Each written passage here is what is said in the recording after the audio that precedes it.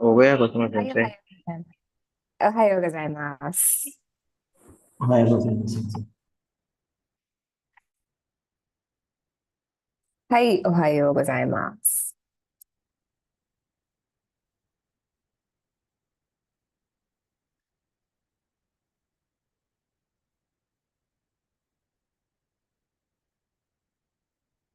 Right. So, I was checking all of your reading, reading out loud exercise, the lesson. For the most part, everybody, I could see all of you making so much effort in trying to read every kana by kana. It's very nice to hear that. For the most part, you've all gotten all the sounds right. Uh, there are just a couple of things that I would like to say. I think it's the tha sounds, right? Ta, chi, tsu, te, to. Actually, it's ta, te, and to. These three sounds, a lot of you had, I saw this in a lot of you, and I thought I should address in class. Uh, I could hear the hard ta sounds. Ta, te, to. It's not the hard sound, it's the soft sound in Japanese. Although in English it's TA, right? You always translate that sound to TA. When you type also it's TA. It's not THA, but the sound when you pronounce it is actually the softer THA sound. Okay, so it's ta. So words like tonari, for instance, right? Tonari and tomodachi. So these two words, it's tonari, tomodachi. And the other thing is, I think the double dash. Only when there is a double dash on top of to, in the kana to, will it be the voiced sound do. Otherwise, it's to. All right. So that is another thing. So wherever there was no double dash, I could hear some do sounds, the modified, the voiced sounds. So there you'll have to be careful. You'll have to actually see, is there a double dash? Is this the voiced sound? Is this the soft sound, voiceless sound? So those things you'll have to be careful. So the other thing that you can do before you do a reading exercise like this is, I given mention in instructions that asked you all to read the lesson by yourselves once, just for practice. And then the second time you read it, I asked you to record it. I don't know if you remember, I told you about your the CD that you get with your textbook. It's the contents of the CD is also available. It's accessible in the student login. So if you go to your student profile, under, I think it is media. So under the media section, you'll have every lesson, you'll have a Japanese, whatever characters, 2, 3 Japanese people read it out. So you can actually hear everything in the Japanese pronunciation. So you can include that as part of your practice. Before you read out the lessons yourselves, you can check the CD to see what the pronunciation is, repeat after them. So this you can do outside of class. It's good exercise. It's good. It supports your practice. You'll be able to make sure you don't do it wrong. You don't pronounce it wrong. So that's something that you can keep in mind next time. But apart from that, I think all of you had done a good job. Okay. So today we finished lesson 3, the lesson part of it. Are there any questions in lesson 2, lesson 3? We've done the grammar for both of it. We did it together. So are there any questions? I saw all of your exercises as well and I made some corrections. We'll keep practicing it until we get it right. Hi. So shall we go on to the 4th lesson if there are no questions? So in the 4th lesson, the grammar that you'll be looking at, you have quite a bit to cover in the 4th lesson. You have, I told you about subject and subject marker, right? Subject in a sentence. You have topic. So far, we've been seeing sentences with topic, right? It's a very new concept that you have in Japanese, the idea of a topic and a topic marker. And I told you that the subject, object, verb, and every other thing will fall under the topic in a sentence. We were looking at sentences so far where the topic and the subject is the same, and so the subject does not appear in the Japanese sentence. But now you're going to start looking at subjects. You're gonna be looking at how a sentence looks like if there's both topic and subject. I will be doing this concept a little bit in detail, more than is necessary at this level. At this level, you're just required to understand what subject is, and that's about it. Just the basic of what a subject is. But I like to get in a little bit into it because to give you more information, you have more knowledge about this concept, so it's easier in the next level. So that's what I will be doing. I'll delve a little deep into it. And apart from that, you'll also be doing adjectives. So you'll be starting off with adjectives in Japanese. Adjectives are describing words. So we'll get to that. And additionally, the most important thing is we'll be starting kanji in this lesson. So we've been keeping kanji off until later. So we've finally come to kanji. So we'll start with kanji in this lesson. But first, we'll do the subject marker portion of it. So I'm sharing screen now. Okay. What is subject? What is subject marker? And how is it different from a topic in a Japanese sentence? All of this. Let's look at it. We'll begin with the sentence structure that we are already familiar with, which is A wa bi desu. A wa bi desu. Now, the A and B are just examples, right? You can replace them. You can substitute them with anything. Watashi wa sensei desu. Watashi wa your names. Kritika desu. Whatever. Gakusei desu. Whatever. So I would like you all to take a few seconds to think about, in a sentence structure like this, A wa B desu, where is the emphasis? Is the emphasis on A or is the emphasis on B?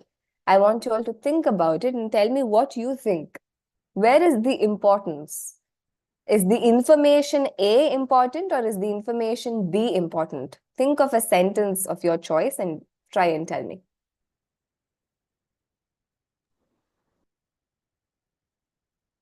A or B? Name is the important. B. B is important, correct. Right? B is important. I'll give you an example. Very first class, right? We all don't know each other. We're all meeting one another for the very first time.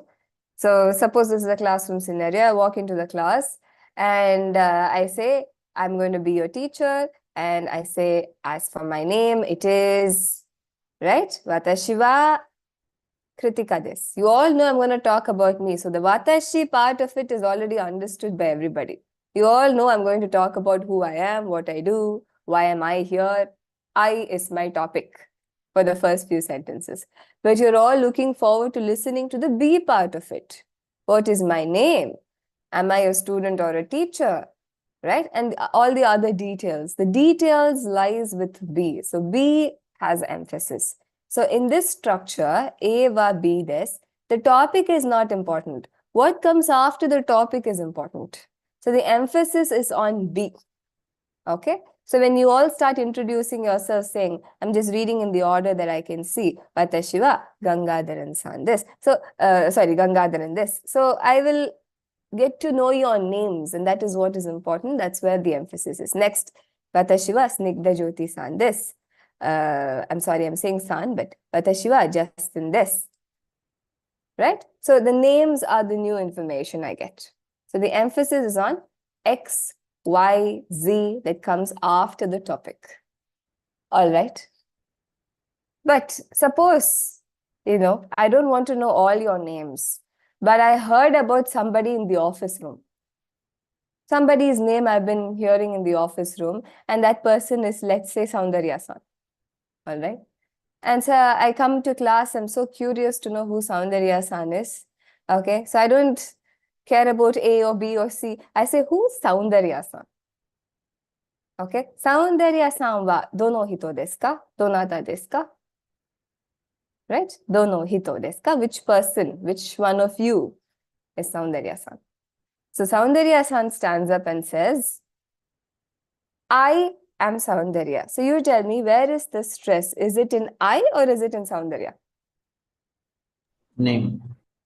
Is it in the name?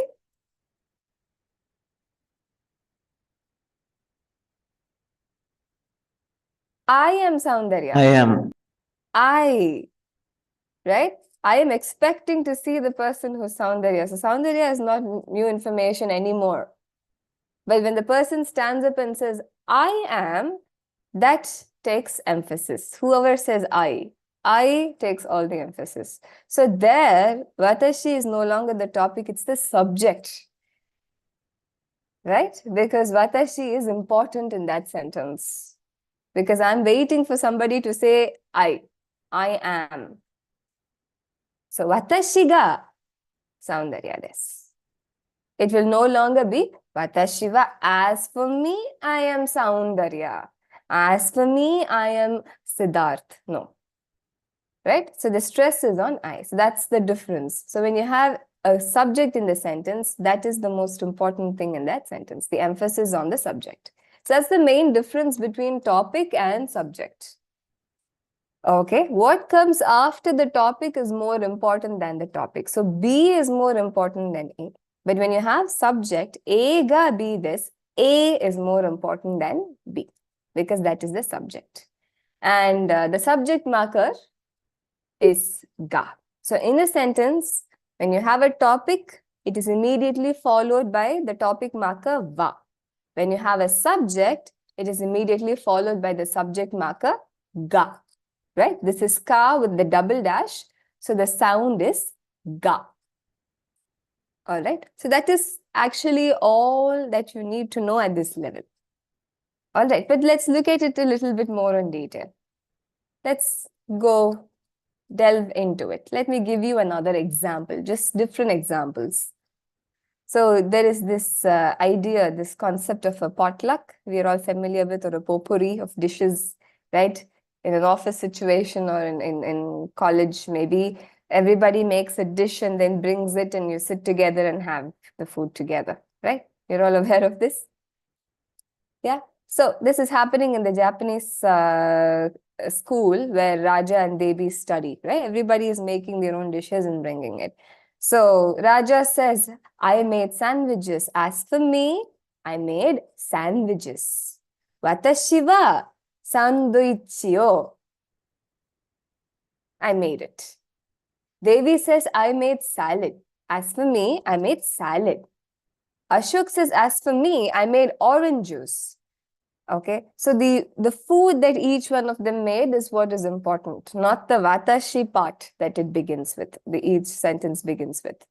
All right, so then of all the things, the cake looks very delicious, right? It's a lot of effort. Somebody has baked the cake, so everybody's attention is on it. And the question is, who baked the cake? Forget orange juice, forget salad. Who baked the cake? So Tanaka says, I baked the cake. So their cake is no longer important. It's already covered in the question. The person, when he or she says I takes all significance. So I becomes the subject in that sentence, no longer the topic. All right. So let's just look at some of these words. What is cake in Japanese? Keiki. Keiki. Keiki, right? Keiki. So you see, all of these words are borrowed words. They're all written in katakana. They all must be written in katakana. What is sandwich? Try to read this. Sandwich. Hi.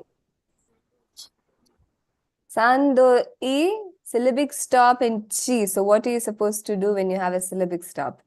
Sandoichi. Hi. Sandoichi. Sandoichi. Okay, the we part is not there. It's simplified to e. Okay, no sand-vi. It's sandoichi. Sandoichi. All right. Salad. What is the word for salad? Sarada. Hi, sarada. Sarada.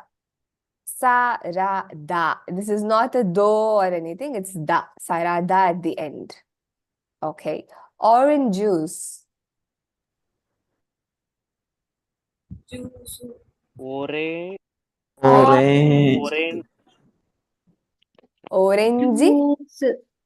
juice. Juice. Orange juice. Orange is orange. Orange. Orange juice. Ju is elongated slightly. All right. Orange juice. Okay. Fine. So that's the idea. That's what subject is. Okay. Now, this example, I had already given it to you, but I'll still talk about it. When both subject and topic are present in a Japanese sentence, right? That is when the subject and the topic are different. If the topic and the subject are the same, the subject is eliminated in your Japanese sentence. So when you want to say, as for me, I am a student. Me is topic, I is subject. So the sentence, if you were to include both the topic and the subject, it will be watashi wa, watashi ga, gakusei desu. Now that is not necessary. Why say I twice in one sentence? So that is why the subject is not seen in the Japanese sentence. You remove that and you're only left with the topic. So your sentence is watashi wa gakusei desu. Okay, I'm saying all of this verbally. I hope you can all follow. Now, since we are doing subject, we'll also be seeing how a sentence can have both the topic and the subject. I gave you this example about Saravana Bhavan and Idli and all that. We'll come back to the same example. So suppose we're all sitting in a group and you're talking about how your weekend went, and then you're saying, oh, I had the best idli last weekend, and idli somehow becomes the topic. Somebody starts to talk about idli and the topic becomes idli for that period of conversation. Okay. So when somebody says idli, somebody else says sambar. Okay. Somebody else says South Indian. For instance, as for idli, sambar is the best side dish. So the topic is idli and you're talking about sambar as the subject under the topic idli. As for idli, sambar is the best side dish, not chutney, nothing else. For instance. Okay, you can also say as for idli, it is the best South Indian breakfast. So idli is the topic, South Indian breakfast, that becomes the subject. It's the best vegetarian type of dish. Okay, as for idli, Saravana Bhavan is the best restaurant. So these are all subjects that come under the topic idli. Okay, so let's go with Saravana Bhavan is the best place for idli. Idli wa Saravana Bhavan ga ichiban desu. As for idli, Saravana Bhavan is the best. Okay, so under the topic idli, you have the subject Saravana Bhavan that is marked with the subject marker ga, and then you have other information to follow. What is ichiban? Number one. Number one. I just said it. Yes. Ichiban is the best, right? Ichi is one, ban is number. So ichiban is number one. Also means the best. Okay. So in this case, idli is the topic. Saravana Bhavan is the subject. They are both different. They are not the same. So the subject is seen in the Japanese sentence. All right. Alternatively, it can be anything. You can take Saravana Bhavan to be your topic, in which case you will talk about the places, idli, dosa, whatever. South Indian restaurant, a vegetarian restaurant, the coffee you get there, whatever. In that case, with Saravana Bhavan as the topic, you choose to talk about idli. You can talk about any one of these things. Choose to talk about idli and say, idli ga oishii desu. Idli ga oishii desu. Saravana Bhavan wa idli ga oishii desu. Okay, what is oishi? Does anybody remember from our previous class? Delicious. Delicious. It's there here. Delicious. Oishi. Where is the elongation in this word? She. She part is elongated, right? This is O, this is E. This is she, it has a E sound and then it's elongated with E. Just a quick review. All right. So those are examples of sentences with both topic and subject in them. Now we will there are other functions of ga. You will see the subject marker appearing in other places also. That is subject appearing in other kinds of sentences also. We'll look at that after we look at something else first. Let's just go to something else for a little bit where you will still be looking at subjects. A formal positive sentence. In Japanese, like I said, you have polite sentences, and then you have even more polite sentences. We saw a few examples with words, right? You have a polite word and then you have a more polite word. Okay? To make it easy, I call it the plain word and the polite word, right? For example, person, you have hito, which is plain, and kata, which is polite. Similarly, the question word who in Japanese, what are the two words? Can you tell me? Can you tell me the plain word first and then the polite word?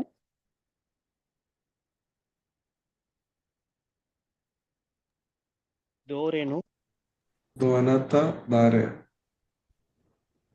The words are right, but the plain word is dare Donata and is more donata. polite. More polite, correct. And also the no is not part of the word. It's just dare and donata. Dare no becomes whose, belongs to who. Okay, similarly, donata no also, the no is just a particle you add to it to talk about possession. Belongs to whom. But the words itself for who is dare, not dore. I understand, right? It's very similar, but it's not dore, it's dare and donata. Okay. Similarly, these are just words where there's polite variation and plain variation. But you have this for sentences in Japanese. Every sentence can be plain or polite. Plain is already polite, but remember that. So far, we've been looking at sentences that end with desu if it's a positive sentence, deva arimasen if it's a negative sentence, and deska, the question particle ka, but it still has the desu. So a positive sentence, let's not talk about negative sentences for now, but a positive sentence will always end with, a polite positive sentence will always end with desu or masu. We've only been looking at desu so far. In today's class, we're going to be introduced to masu. What is masu? Now, there are two words in Japanese. Those are arimasu and imasu. Okay? Arimasu, imasu. Can I have all of you repeat both these words with me? Arimasu, Arimasu. Imasu. imasu. Imasu. Yes, yes. Now, what are these words? With Koso Ado, until the last lesson, we looked at how do you identify, how do you indicate, not identify, indicate objects around you. This is this, that is that over there is that, this place is this person is this. All we did was indicating that this object is a pencil. What I have in my hand with me right now, close to the speaker. Koreva enpitsu, and so on. Okay, now you're going to be talking about its existence. I'm indicating, but now I'm going to say that this object exists. This object is located. This object is present at. The existence of objects and places and people and animals, with all of that around us. Okay, when I say that this object exists, obviously it exists or it is present at or it is located at a certain place. Every object, every being has a place of existence. For example, this phone is sitting on my table, and this table is sitting in this room, and this room is sitting in this building, and this building is in this area. This area is in Tokyo, in Japan. It can go on. Everything has a place. Right? So that is what you're going to be talking about. That's what we're going to be seeing in this lesson. The existence of objects and other nouns at a place. And these two words, arimasu and imasu, are the verbs of existence. These are verbs. Okay? So they talk about something is existing. You can also talk about something not existing. Negative is also obviously possible. Right? So why are there two verbs? These take the meaning to exist, to be present, to be there. For instance, in a sentence like this. Let me take the sentence that we are going to be seeing shortly. There is a window in the room. I want you to think about this sentence. There is a window in the room. Not in Japanese, just think about this sentence in English. And think about what I just said. Until lesson 3, whatever grammar we did, you would be able to say this sentence. That is a window. You're indicating to the window and you're saying that that is a window with respect to its position. But now you're saying there is a window in the room. In the room, a window is there. It exists. It is located. It is present. So in this sentence, you have the subject window. That is what you're talking about, right? It's the main thing. And you're talking about its location, which is the room. And then you're saying that it exists. It is there. To be there. To be present. Those are the meanings of these words, arimasu and imasu. Okay. Now you will find that both these words end with masu. Right? Arimasu, imasu. A formal, positive, polite sentence will either end with desu or masu. If there is a verb in a sentence, it ends with masu. So these two verbs will always come at the end of the sentence, if it comes. All right. Now, why are there two verbs? Where is arimasu used? Where is imasu used? Okay. Arimasu is used for all inanimate things. Things that don't move. Or don't move on their own. So you can use it for objects. You can use it for, let's say, trees. This is not living and non-living. Okay. This is animate and inanimate. Things that can move on their own, things that cannot move on their own.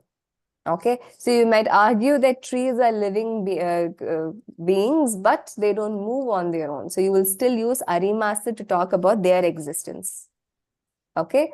Cars, not on their own. They can't move on their own. So again, they are inanimate. As objects, they are inanimate. Imasu is used for all things animate. So for people, animals, birds, insects, all of the things that can move on its own accord. You use the word imasu to talk about their existence. Okay. Now let's also look at the negative. If you can say that there is a window in the room, you should also be able to say there is no window in the room. The window does not exist in this room. The window is not there in this room. So the negative of that, if it's an inanimate object, it will be arimasen. If it's an animate thing, it will be imasen. Masen is negative. Even with desu, if you see it's deva arimasen.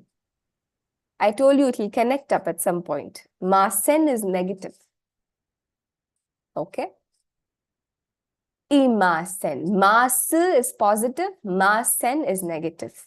And the question, just like deska, maska is the question here. Is it there? Is there a window in the room?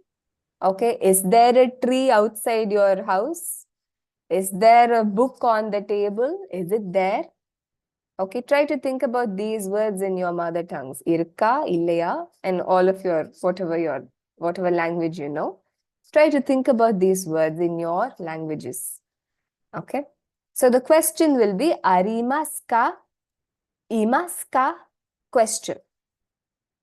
Now let's look at all of these sentences. When you put together in a sentence, you'll be able to make more sense. So now let's look at the first sentence. Okay. There is. When you say there is, you're talking about existence. It is there. So the verb of existence is sorted. It's either arimasu or imasu. If it's animate, it is imasu. If it's inanimate, it is arimasu. And that comes at the end of a sentence in Japanese. Okay. A sentence will either end with desu or masu. One of its forms. So that comes at the end. Now, window is the location. Okay. So location, I'm sorry, window is the subject. The location of the window is the room. So let's look at the subject in question first. The word for window is mado. All right, mado. The location of it, where does the window exist? It is in the room, which is heya. Heya is room. I think we briefly, this word was mentioned in the last class when we did the game. Heya is the location. And the verb of existence is arimas. Now, if you put these in a sentence, let's start with mado. This is an easier font. Mado, okay?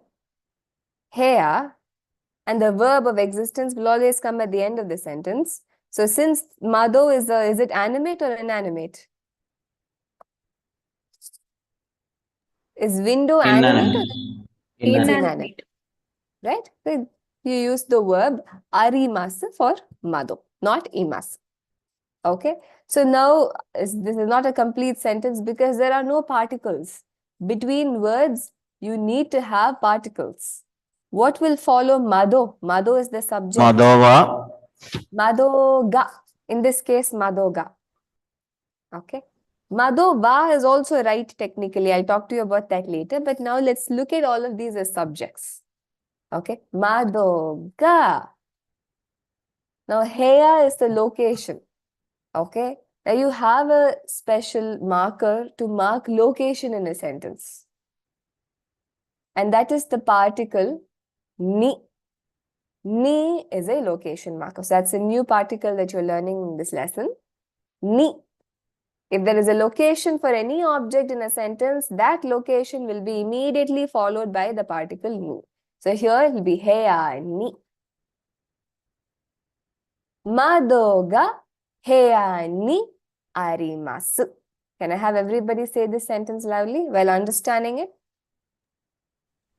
Madoga. Madoga Ni. Arimasu.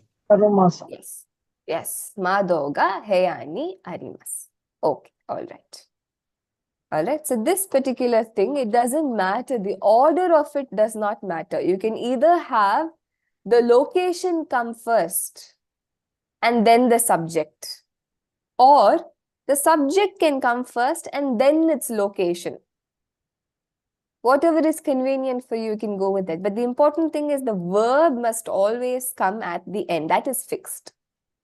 Okay. In Japanese, it's S-O-V. This is fixed. All right. The location can come before the subject or after the subject. Does not matter. All right. Okay. Let's look at the next sentence. Some sentences to get familiarized with the concept. So the sentence is, there is a teacher in the classroom. Now I want you to think of this sentence before you try to translate it. Think about it. There is a teacher in the classroom. The subject is the teacher. What is her location? Where does she exist? classroom. Classroom, right? There is, it's a positive sentence. You're talking about she exists. She is there. She is present at. Okay, so now can we see this sentence? Here the location is coming first. Usually in the sentences that you see, I always put the location first and then the subject. And then finally the verb. So what is the location? What is classroom? Kyoshitsu. Kyoshitsu is classroom. Since it is a location, it is followed by ni. Ni. Kyoshitsu ni. Okay, next. Sensei ga Sensei ga, hai, imasu. imasu. Kyoshitsu ni sensei ga imasu. Imasu here, why? Because Teacher it's is animate. Animate, correct. Okay. Arimasu for inanimate, imasu for subjects that are animate. Kyoshitsu ni sensei ga imasu. All right. Okay. Now let's look at another sentence. There is not There isn't a book on top of the table. The book is not there on the table. Let me change that. On top of the table. Now, what is the subject in the sentence? Book. Book. Book. Very good. Okay, that is the subject. All right. Now, on top of the table, that is the location, right? That is where the book either exists or doesn't exist. So, how do you say on top of the table? Now, the top, the word for top is ue. Ue. Table is tsukue.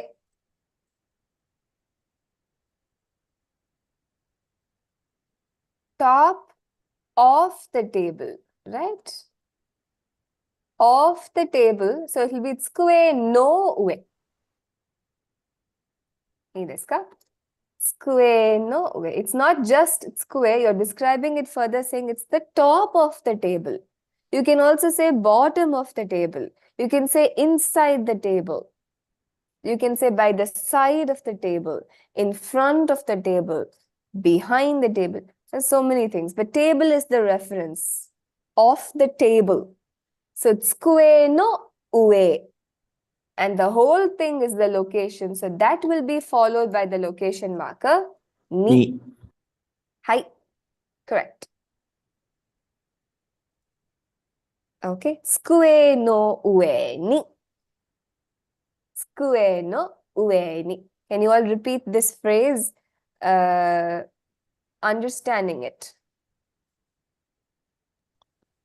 Kue no Tsukue no ue ni. Right.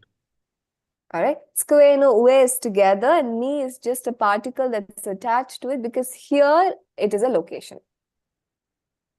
All right. Remember, this is attached. This is not part of. Okay. So it can change. That's what I'm trying to say. It's not always fixed. In this case, it is tsukue no ue ni because in this sentence, it's a location. All right. Now, it is not there. There isn't. So it's negative. It does not exist. So what is the word you will use in this sentence? Arimasen. arimasen. Arimasen. Arimasen, right? Not imasen, because this is a book which is inanimate. So what is the whole sentence going to be like? Let's begin this sentence with the subject first, and then the location, and then it ends with the verb in the negative in this sentence. Hai. Can you all read that sentence? Honga. Hai. Tsukue no ue ni arimasen. Yes, correct. Hon ga tsukue no ue ni arimasen. Okay. Now, do you all have a table in front of you or where your laptop is? Yes. Can I Yes. ask a couple of questions to a few of you? Just practice. Don't hesitate to make mistakes, okay? Okay, let me ask, who wants to volunteer first? Let's go with somebody who wants to volunteer. Keep your videos on, please. I need to know that you exist.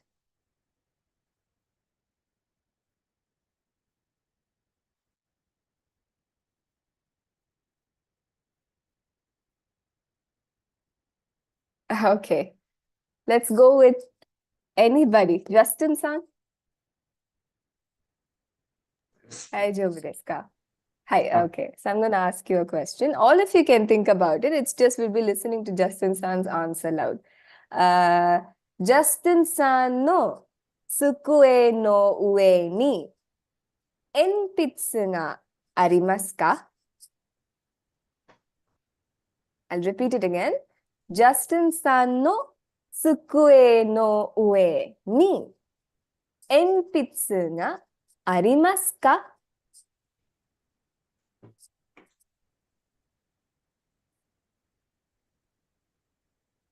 So this is a yes or a no question, but I don't want you to stop with yes or no. I want you to finish the sentence in the positive or negative. Hi, yes, Justin, sir. Let me allow you to finish. Hi. Embits.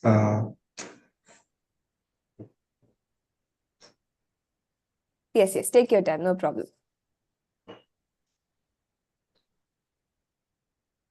Once again, I'll repeat the Sugar. question. Hi, hi. Embitsuga. Hi. Sukueno. Hi, hi, Ueni. hi. Arimasen. Arima, Arimasen. arimasu or arimasen? Arimasen. Arimasen. There is Okay. no pencil. Okay. There is no in pencil. Okay. All right. Arimasen. So, iie enpitsunga tsukue no ue ni arimasen. Fantastic. That's very good. It's a good answer. All right. So, Justin's answer is no. So, first of all, what was my question? There is a pencil on the table. Yes. Is there a pencil? It's a question. Is there a Yes. pencil? Correct. Correct. On the table, right? So I say Justin-san no. So I don't say anata no because I don't want to be rude. So I use the person's name, which is perfectly fine in Japanese. So Justin-san no tsukue no ue ni. On top of your table, Justin-san. That's how it translates. Enpitsu ga, pencil ga arimasu ka? Is there a pencil? Is it there? Does it exist? So he says no. And his full sentence is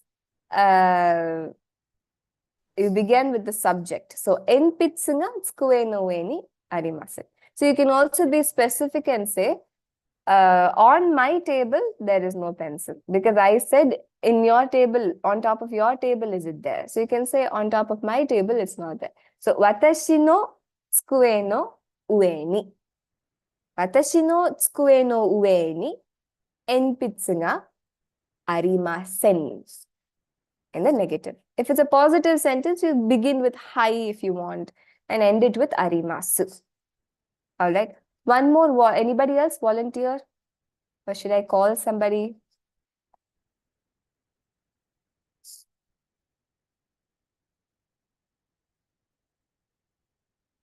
Okay. Looks like I have to call somebody.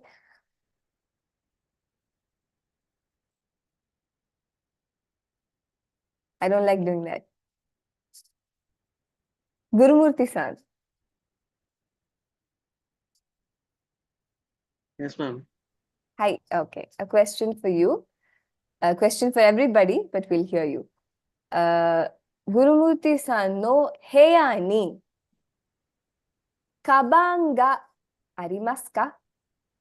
Gurumurthy-san no heya ni kaban ga arimasu ka?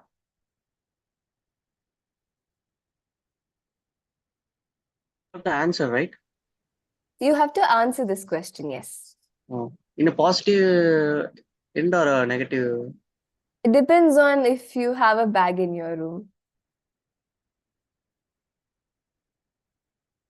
So if you look around your room, if there is a bag, it's positive. If there is no bag, you can reply in negative.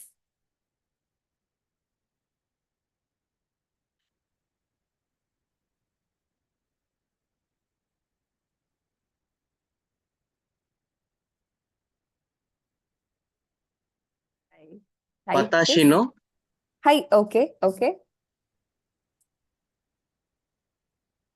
ie no Heya. Heya.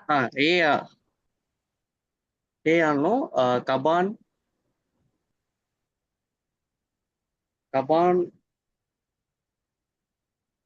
go Kabanga. kaban ga Hi. arimasu. Arimasu. Okay, masu. All right, so it's positive. You do have a bag in your room. Hi, very good. Arigatou gozaimasu.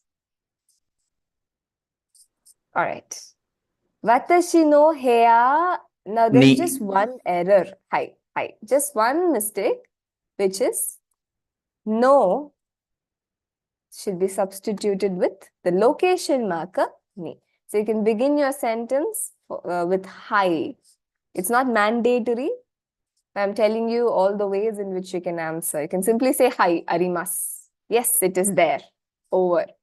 But I want you to have the practice of saying in full sentence. So, hi, watashi no heya. My room is the location. Location marker ni. Kaban is bag. Subject marker ga. Arimasu, positive. Okay. Is this understood, everyone? All right. Okay. All right. Shruti-san?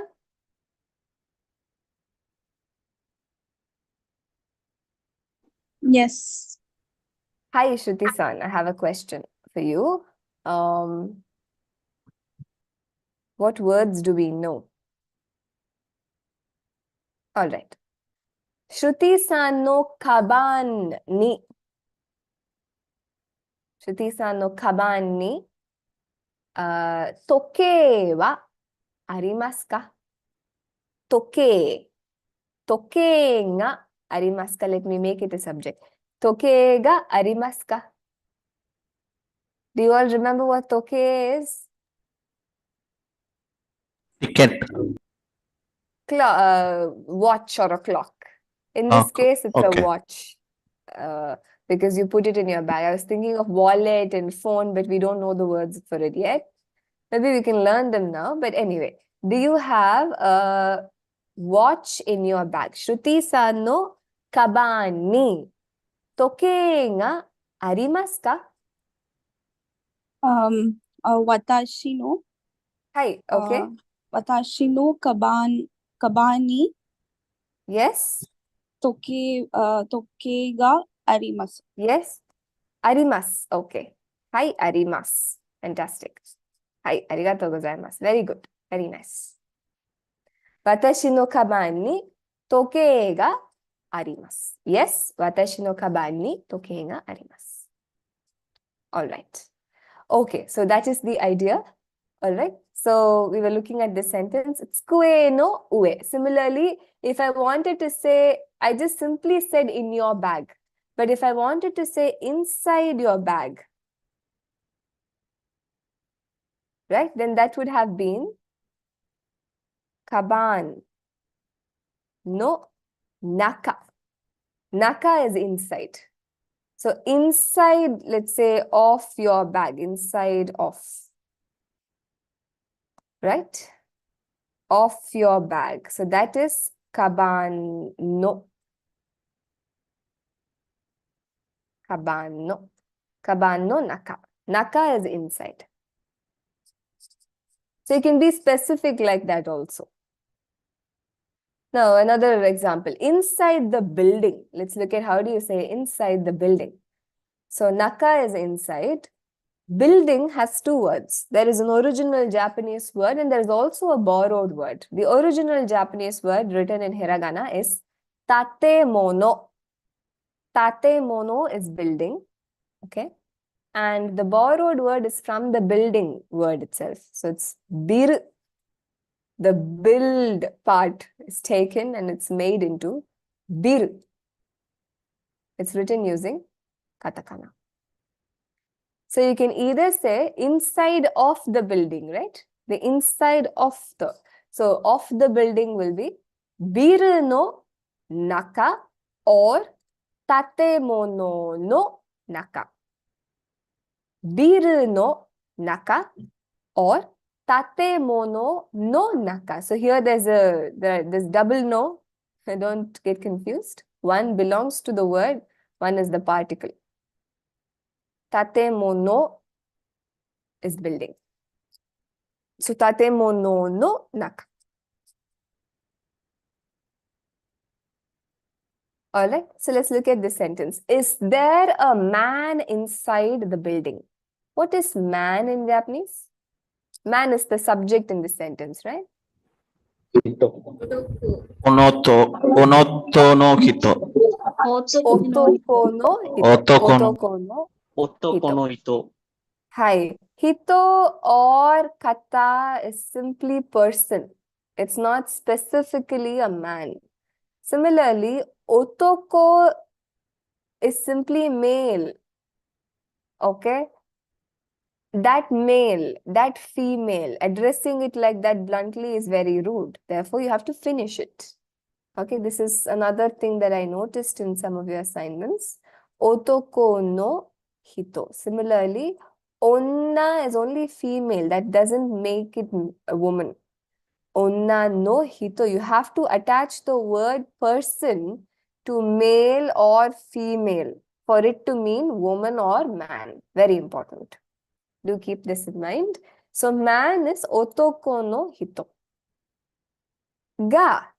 Otoko no hito ga inside the building. How do you say inside the building?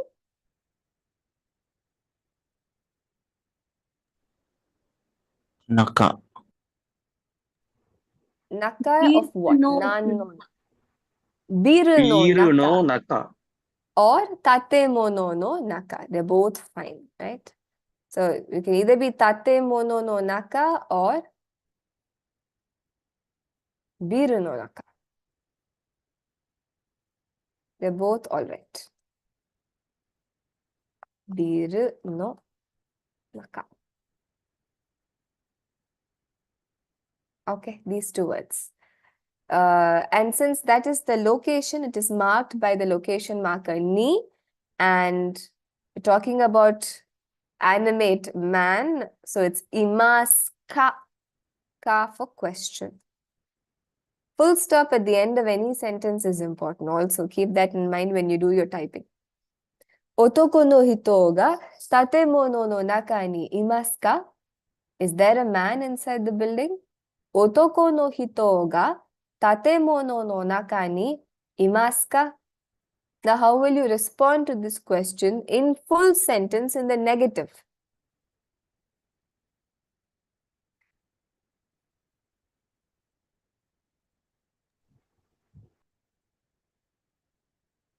Iye.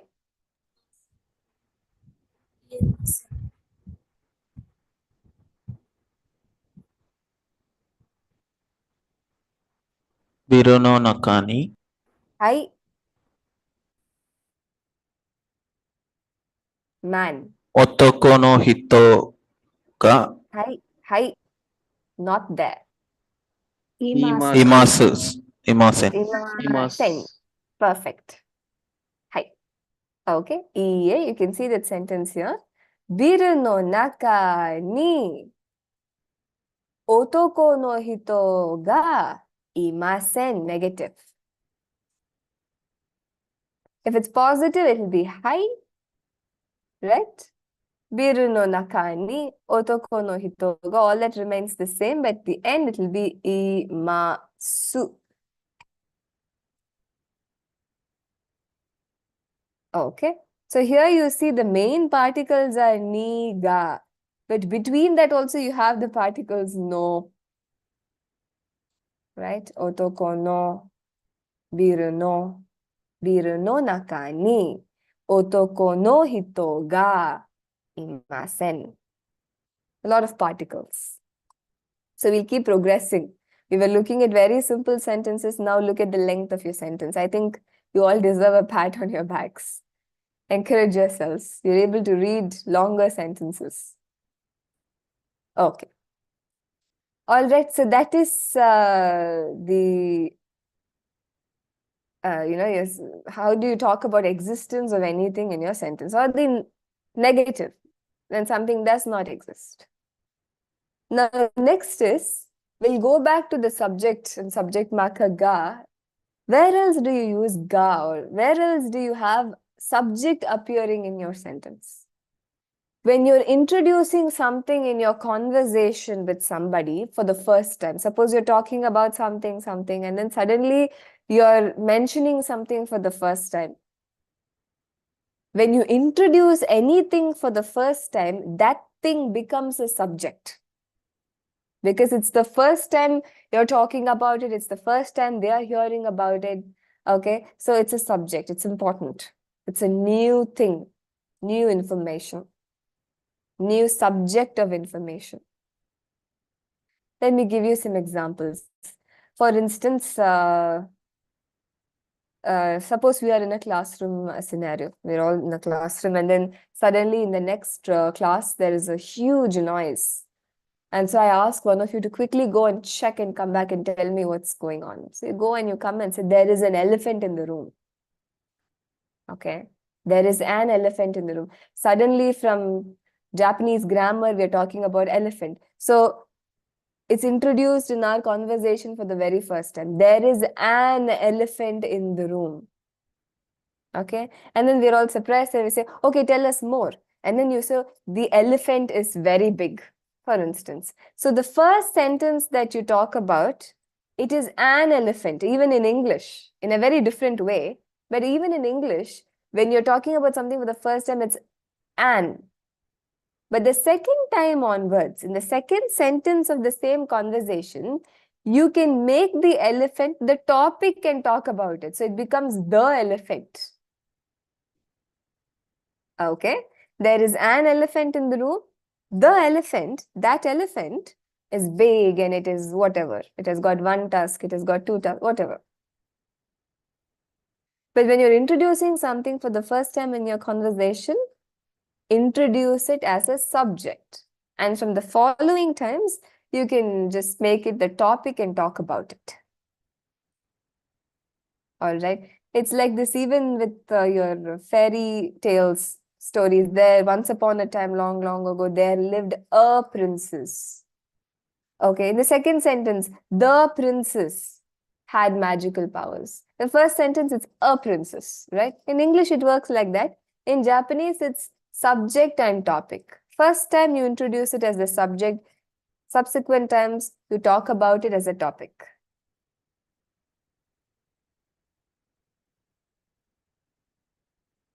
Hi. Okay, just give me 1 minute.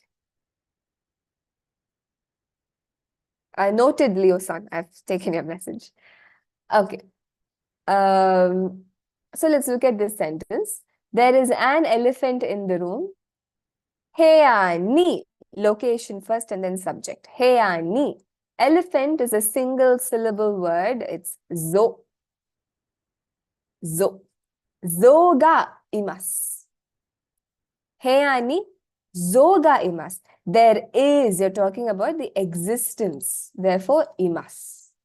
Heya ni zo ga imasu. The second sentence, ano zo wa. Now you make it the topic and talk about it. That elephant, away from you and me, that elephant. Second set because it is immediately followed by the noun zo. Ano zo wa oki desu. Oki desu. O is also elongated with O. Ki is also elongated with I. Oki desu. Big. Ano zo wa oki desu. Okay, this is one example. Another example. Suppose you're walking on the road with a friend and you see a dog. You're talking about something and then you're interrupted. You see the dog and you're like, ah, there is a dog. There is a dog over there. You're introducing that dog in your conversation for the first time. And then you recognize that dog and you say, oh, the dog is my friend's dog. Okay. Asoko ni. Now look at this sentence. Over there. How do you say over there? That place over there in Japanese. Third set of your koso ado. Right? Soko. Koko. Hi, correct. Koko is this place. Soko is that place. Asoko is that place over there, away from speaker and listener. So over there in this sentence, is it a location or not? You're talking about the location of a dog in that place over there. So over there becomes the location. So asoko takes the particle ni in this case. Asoko ni inu ga imasu. Asoko ni inu ga imasu. This is the subject.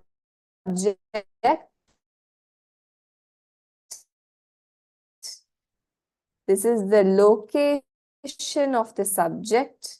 Your existence is there.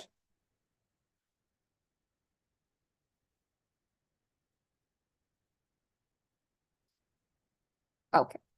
In the next sentence, you say, Ano inu wa, as for that dog, Ano inu wa, that dog, tomodachi no desu.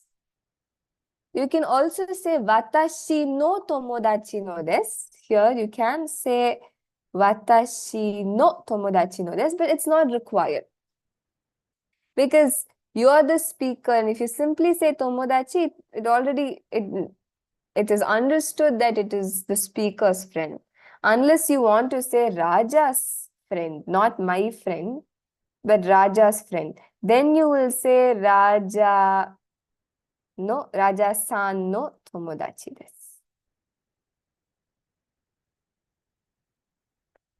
Raja-san no, I'm sorry, I missed the san. Raja-san no tomodachi desu. Well, otherwise, it's not required. You don't have to say watashi no. Ano inu wa tomodachi no desu. It belongs to a friend. So this is where else that you will use the subject marker.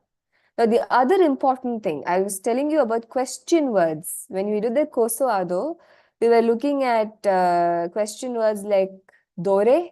In the first set, you have kore, sore, are, dore.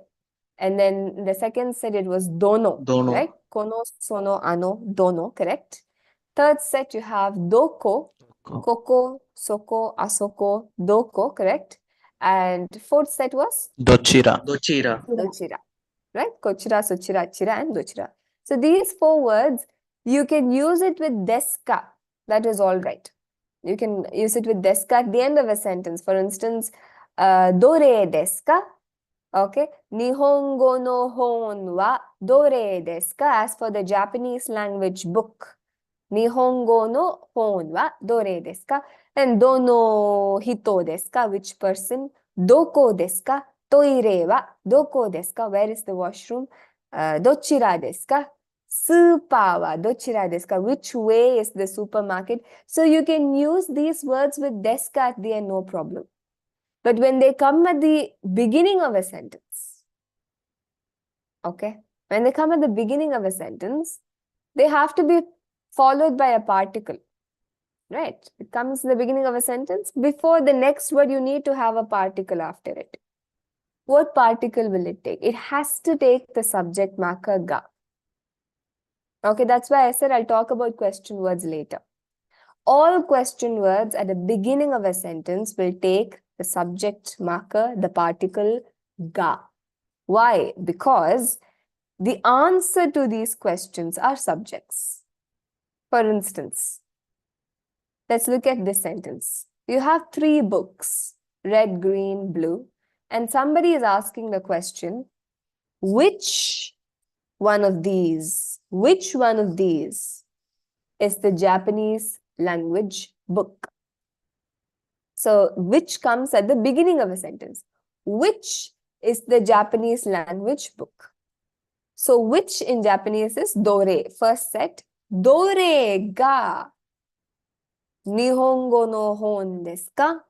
Dore ga nihongo no hon desu ka? Which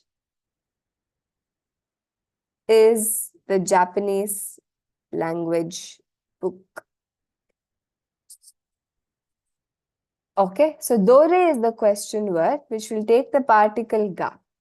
Because of this, and the third book, you're saying that one of it, this is the Japanese language book, right? So the answer is, somebody points out to the blue color book and says, kore ga.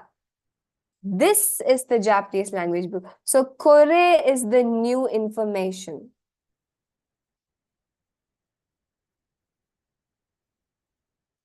Kore.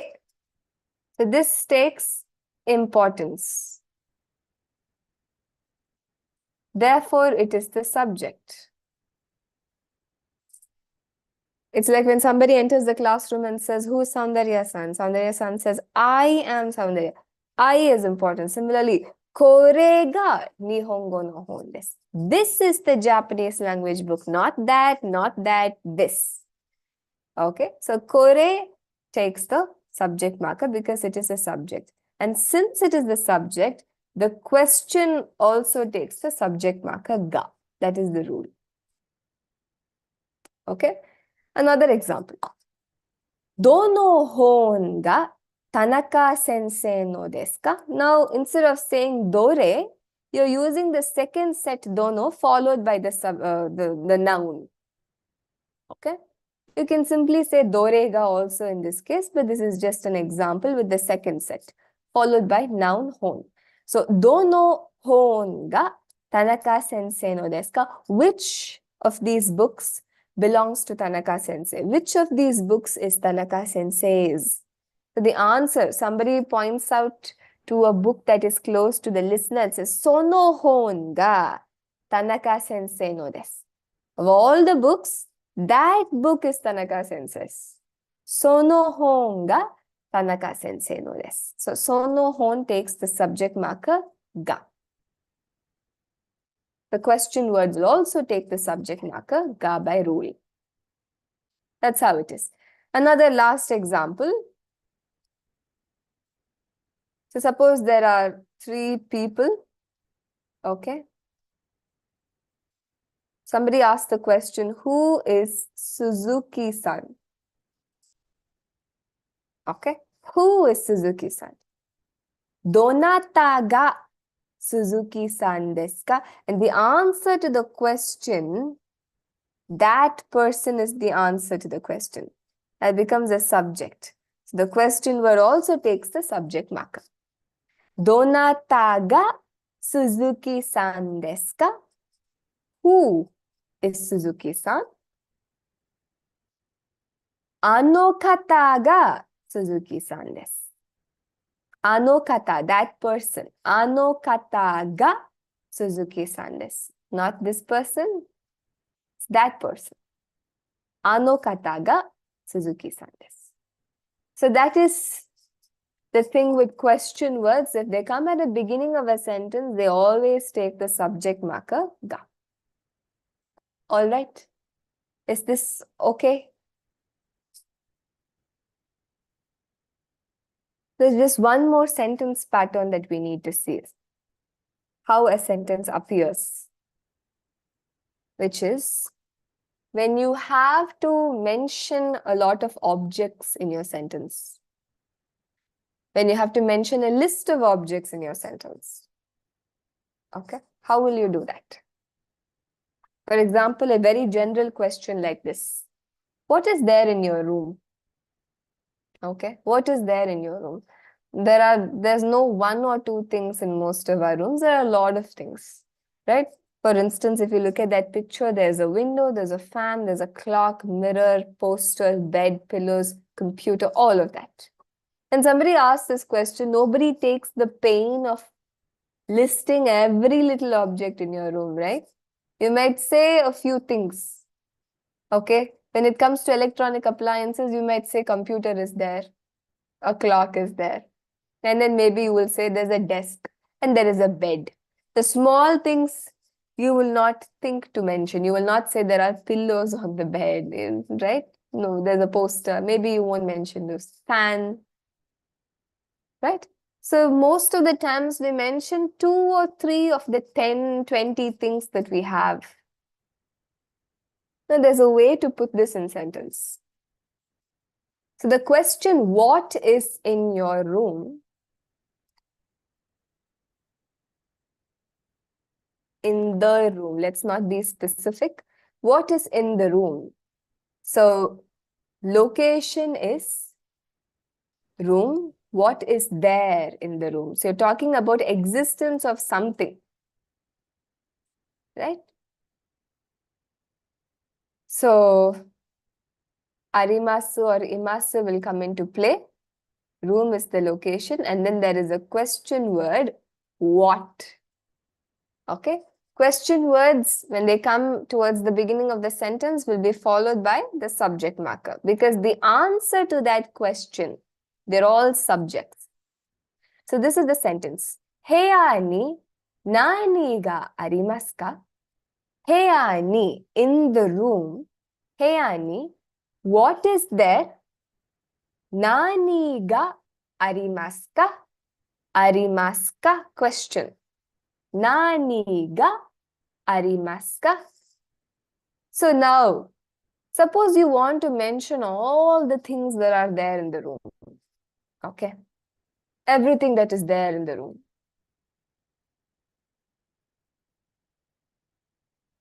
So it will be Hey Ani in the room. Now you start mentioning. What is the first object that you're talking about? What is this? Tebru. Tebru. Tebru. Okay. Tebru to. What's the next one? Toki. Hi, toke. All right. What is the next one? Is. Isu. Is. Hi. What's the last one?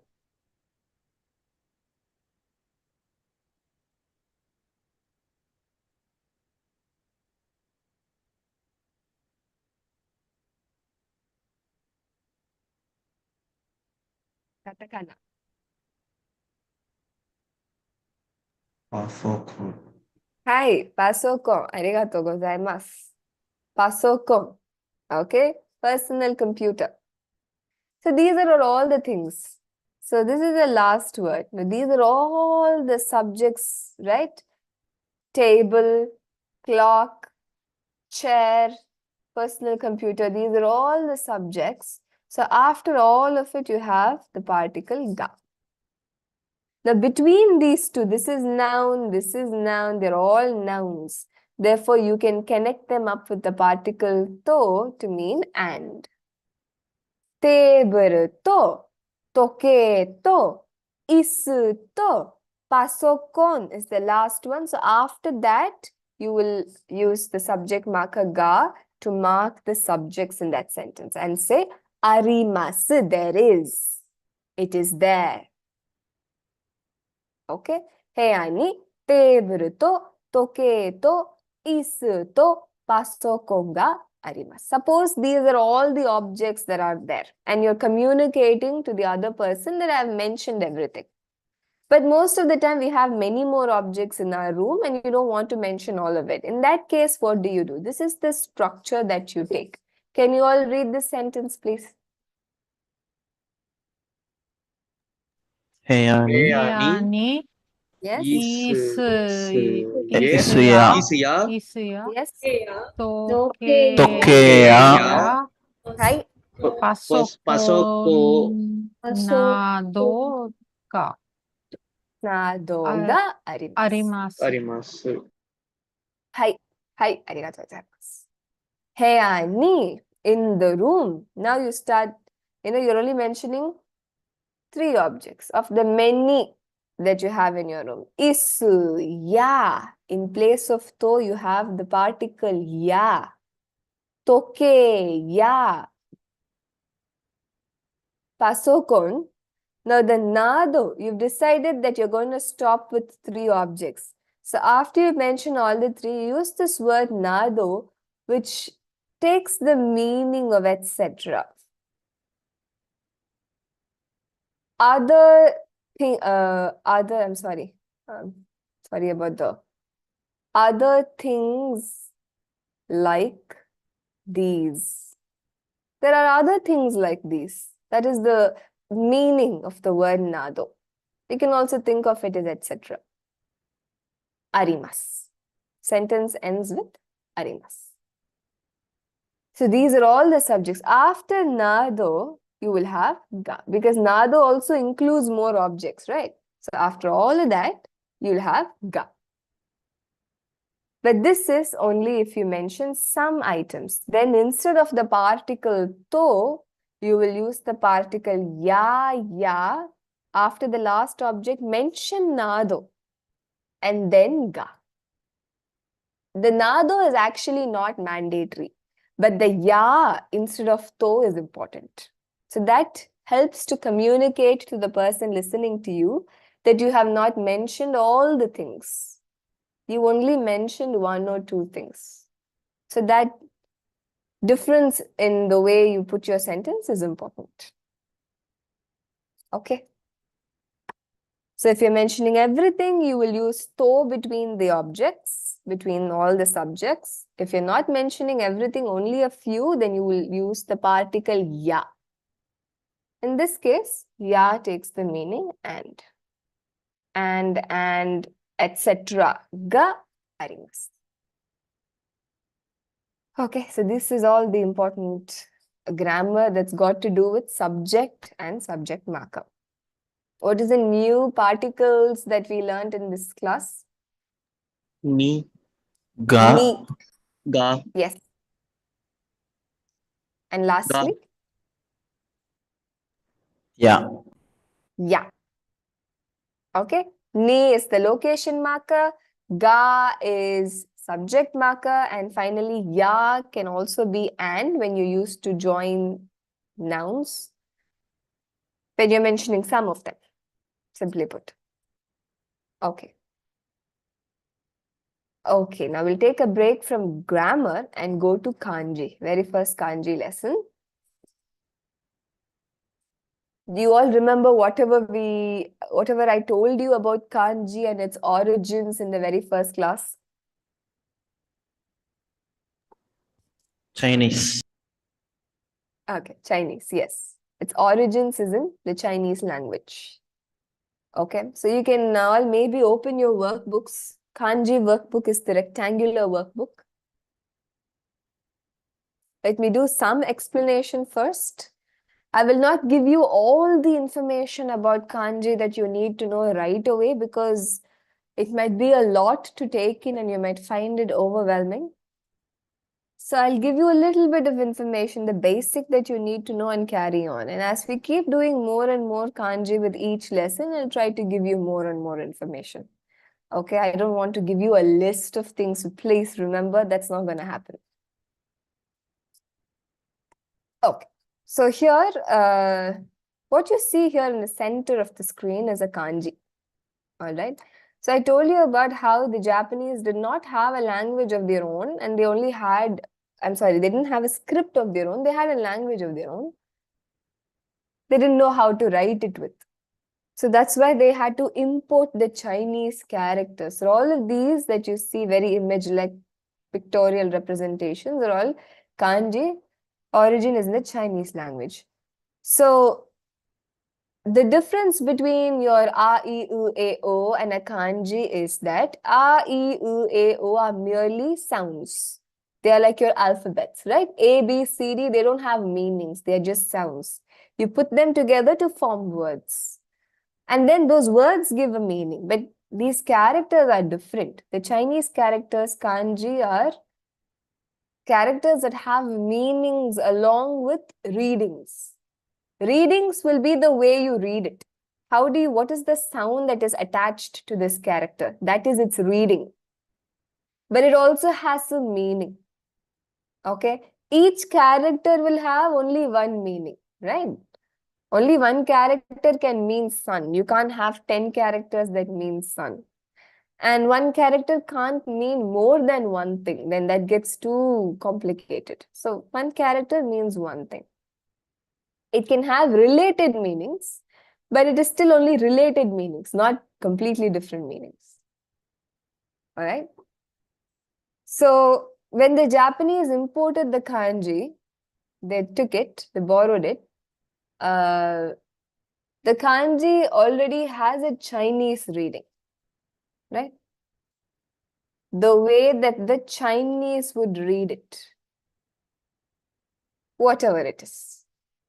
And there was not one Chinese reading, there was more than one sometimes. Some kanji will have one, some kanji might have two readings, some kanji might have 4, 5, 10, 15, as many as 15 you can have. Meaning will be one, but the way you read it can be many. For instance, even in India, we are a country, but look at how many languages we have. We have different languages.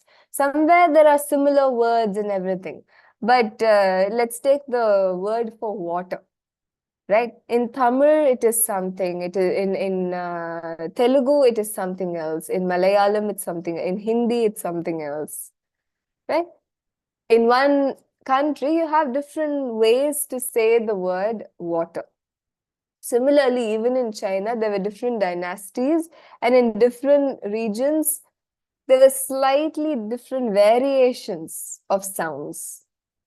So one kanji might have one sound, another sound, another sound, and another sound in different parts of China. So that kanji came to carry all of those sounds. So let's say it had 4 sounds. Now the Japanese also, they had similar variations in sounds. So they also have different ways of pronouncing the same word. So what the Japanese did was, they took the Chinese character, they took the reading also, the Chinese sounds also. Although those sounds don't exist in Japanese, they took it, they kept the Japanese reading also. So to every kanji in Japanese, there are Chinese readings and Japanese readings. Okay, 2 types of readings. Now, Chinese readings, you might have 4, 5, 6 or 1, 2. Japanese readings also, you might have as many from 1 till how many ever. So, the Chinese reading in Japanese, it's called onyomi. Onyomi is Chinese reading. Yomi literally means to read. The Chinese reading is onyomi, and the Japanese reading to kanji is kunyomi. Onyomi and kunyomi. So as we do each kanji, I will be giving you as many kunyomi or onyomi is relevant at this level. You might not learn some at this level, which you might learn at the later levels. Okay, but what I won't do is, I will not do this listing of, this is all the onyomi, this is all the kunyomi. I don't want you to remember it like that. Okay, don't worry about what is the onyomi, what is the kunyomi. What you should be worried about is what are the sounds put together, onyomi, kunyomi put together, what are the sounds? And in sentences, how do these sounds come? When we start doing kanji, when we start looking at it in sentences, you will make more sense of it. So this is how it is, okay? So we'll go ahead with the first kanji. It's there in your workbook. You can also find kanji in your textbook. After lesson number 4, let me tell you the page number so you can refer to it if you want. I think it's 29. It's 29 in my textbook. It's the last part of every lesson before your renshu. Last part before your renshu. Okay.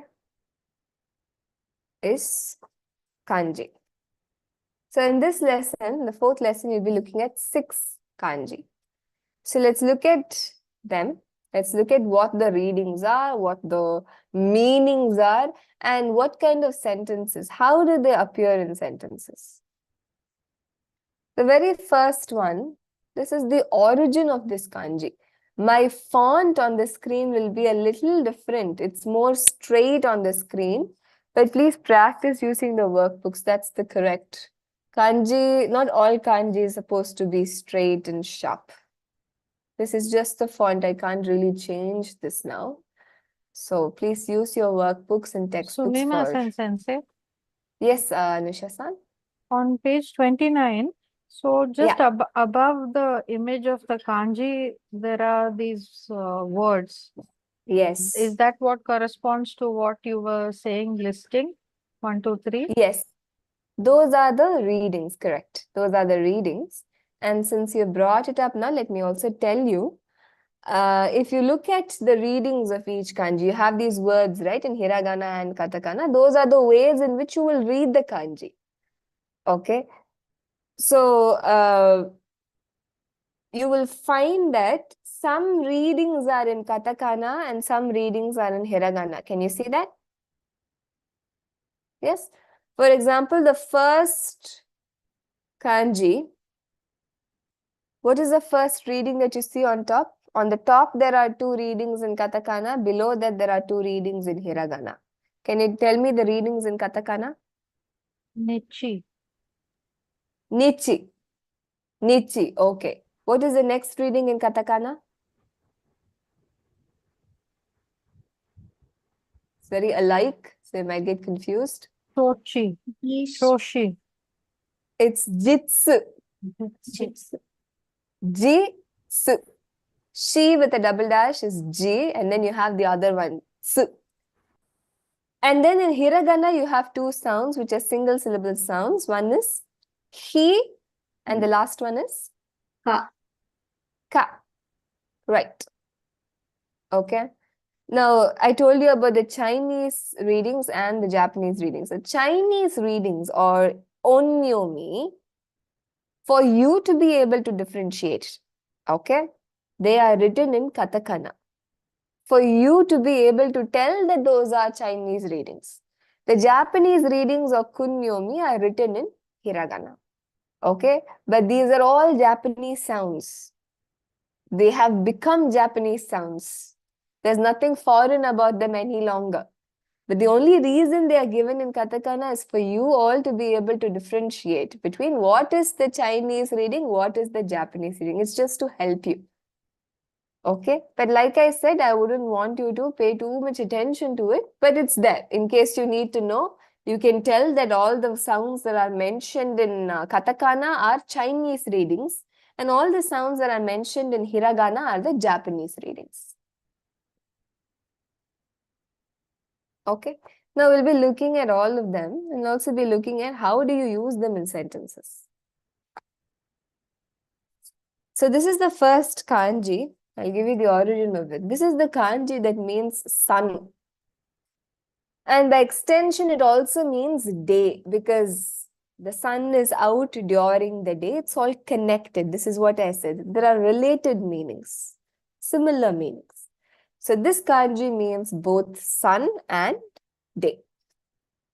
So this is how it was. How did this kanji come to be? So this is the image of a sun that you see, but this is very random. It has to be standardized because some of it might us might draw it like this, some of us might draw it like this, right? Less number of rays, more number of rays. We have to standardize it so everybody can do this kanji the same way.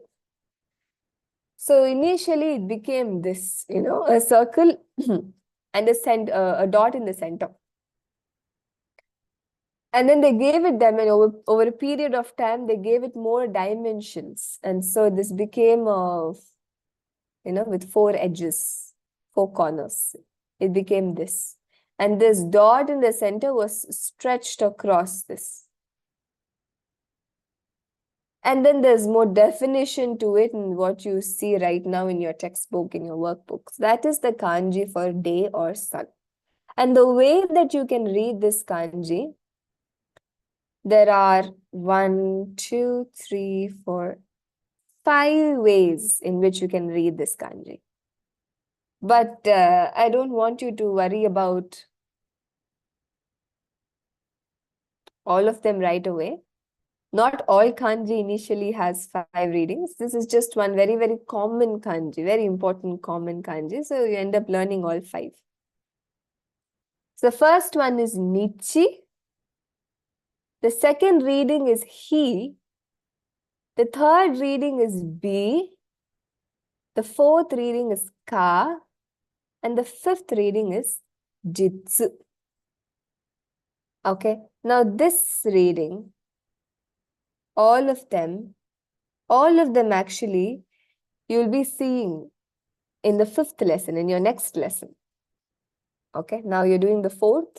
You'll see all of this more clearly, how each one of these readings are used for this kanji in your 5th lesson. It'll be more clear. But now it's more like an introduction to kanji more than anything else.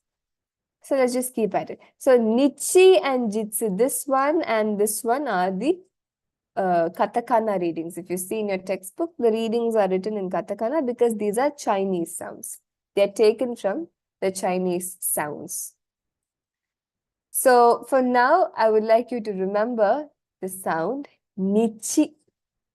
He, bi, ka, jitsu we'll look at later. Now I would like you to remember, associate this kanji with this sound Nichi. All right. Now let's look at the next kanji. The stroke order for this is also important.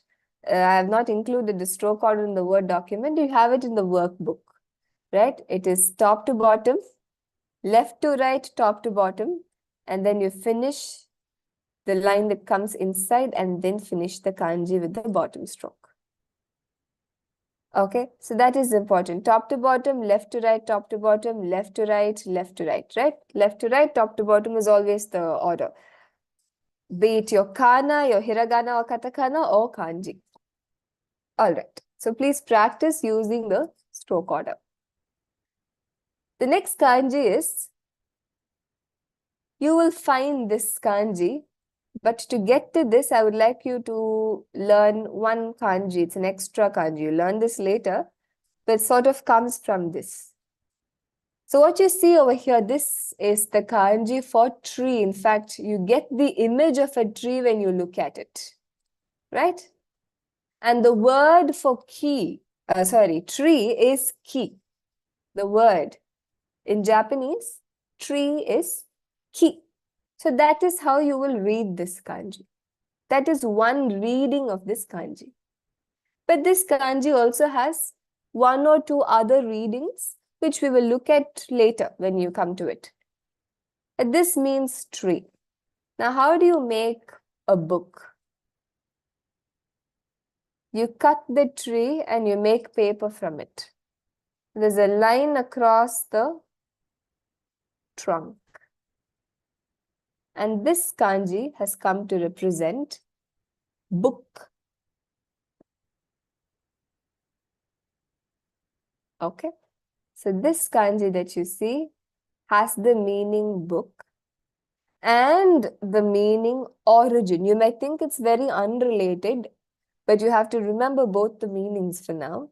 Both book and origin. You can remember origin this way. The origin of a book is in the tree.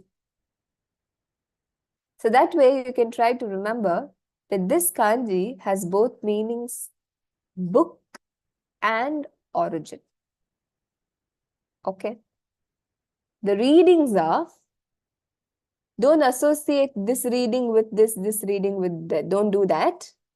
Just remember the meanings and remember the readings separately. There are two readings that we are going to be doing now. The first one is moto and the second one is hon.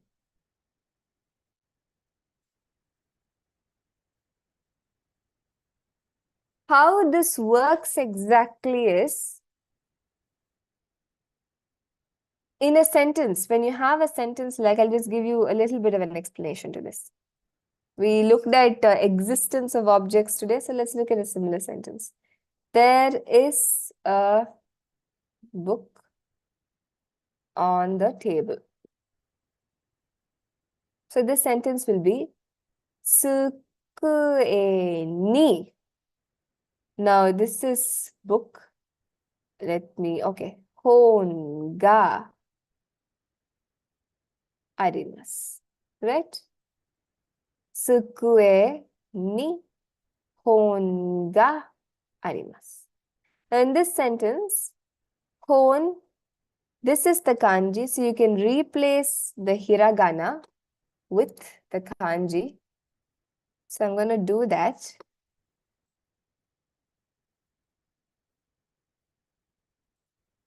And the way to read this kanji will be hon. So when there is the meaning of book, standalone book in a sentence, you will use the sound hon. So where is moto used? I'll give you this example of a word, Yamamoto. It's actually a name of a person. Yamamoto is a common surname. Yama means mountain, moto means origin, right? So origin in the mountains. I told you, Japanese surnames have a lot to do with nature. So in a sentence, when you have, this is the kanji for Yama and this is the kanji for Moto. So here you have a combination of kanji. So here, this kanji doesn't stand alone like in this sentence. When there is a combination of kanji, you will use the other readings.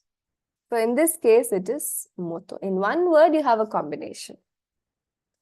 All right. When you look at more examples, it will be clearer. Now, the important reading to remember is hon. I would like you all to remember the reading hon. Okay. So, we are coming to one word. The very first word has a combination of kanji.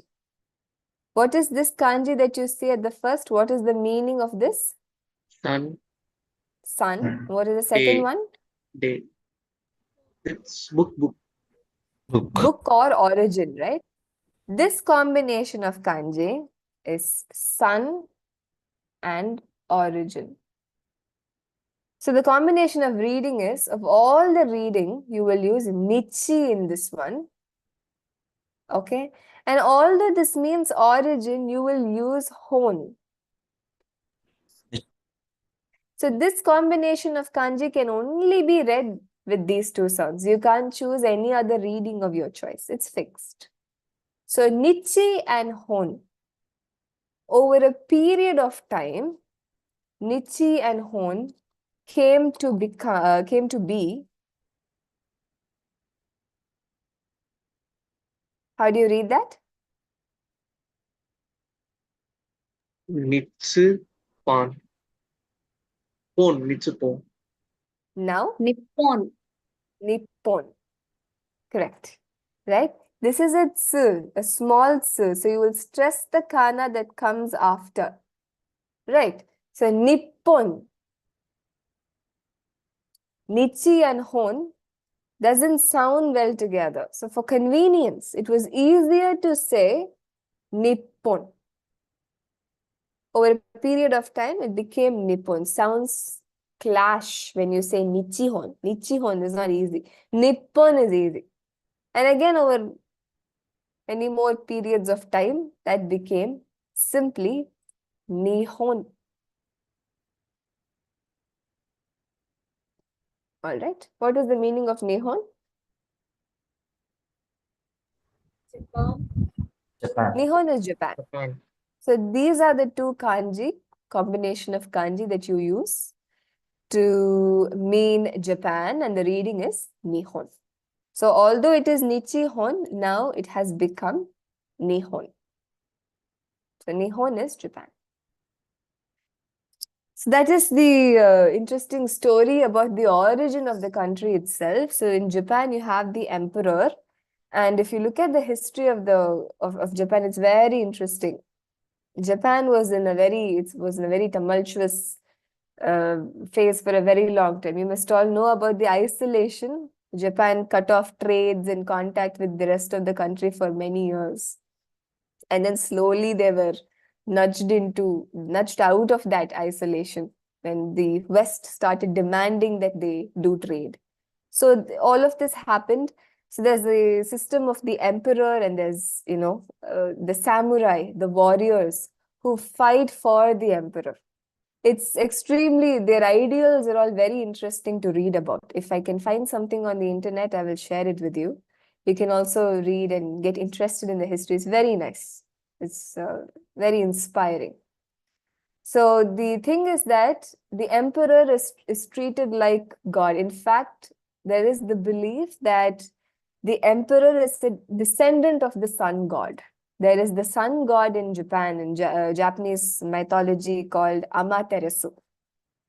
Okay, so there's a lot of dance and everything surrounding that mythology culturally. So the belief is that the emperor stands for the country. And so he is a descendant of the sun god, the direct descendant of sun god. And so that's why the origin of Japan is in the sun. So that is why the kanji for Japan, you see, origin is in the sun.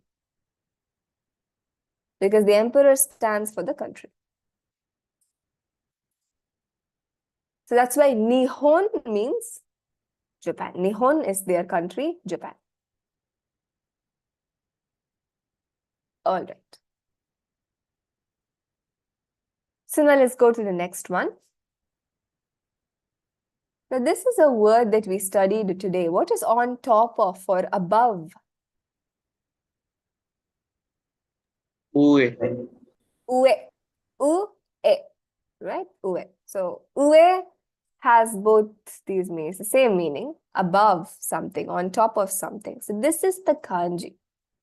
You can think of this as a ground, and there is a stick that is standing on top of the ground. Usually this stroke, right? You'll find this stroke appear in a lot of kanji.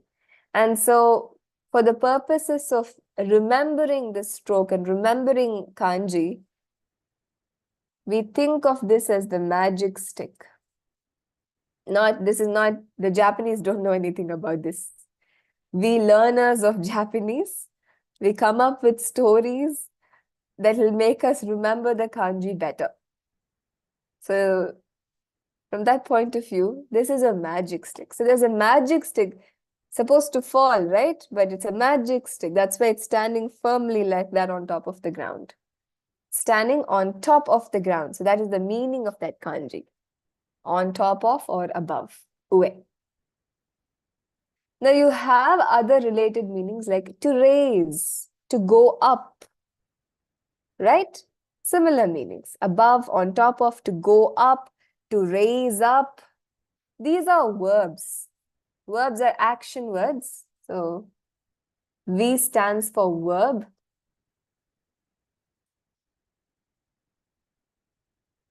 Okay. They end with masu. Verbs end with masu. Like you saw arimasu and imasu in this lesson. Those are verbs of existence. These are verbs of action. Agemasu, agarimasu. You can remember these two. When we do verbs in our 8th lesson, you can properly learn them. You can just consider them for now. Ue. Now let's look at these sentences. Can I have everybody read the first sentence, please? Try. Tsukuye no Hi. ue ni Ueni. Hi. Nihongo no Yes. chishodo Jishoto. chishodo Jishoto. notogo Hi. Notoga Notoga. arimasu. Hi. arimasu. Arimasu. Hi. Very good. So in this sentence, you have one kanji, right? Tsukue no ue. So let me put in the hiragana so you're all able to read it. That's the ue kanji. Okay. So this that you see, the hiragana reading, if it is mentioned on top of a kanji, that is called furigana.